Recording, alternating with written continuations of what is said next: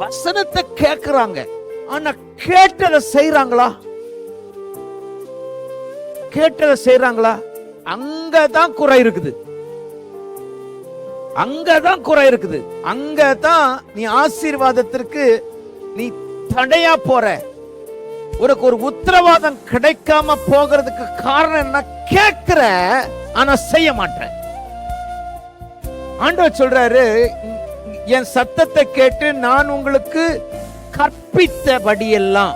கற்பித்தார். என்ன சொல்றார்? இதை செய், இதை செய்யாத, இங்க நட, இங்க நடக்காத, இதை யோசி, இதை யோசிக்காத, என்ன இதை சாப்பிடு, இதை சாப்பிடாத சொன்னாரா இல்லையா? ஆனா எதை சாப்பிட கூடாது, எதை குடிக்க கூடாது, அதை குடிக்கிறான். நீ எங்க போகக்கூடாதுன்னு சொல்றாங்களோ அங்கதான் போறான். அப்ப எப்படி ஆண்டவர் உன் தேவனா இருப்பாரு?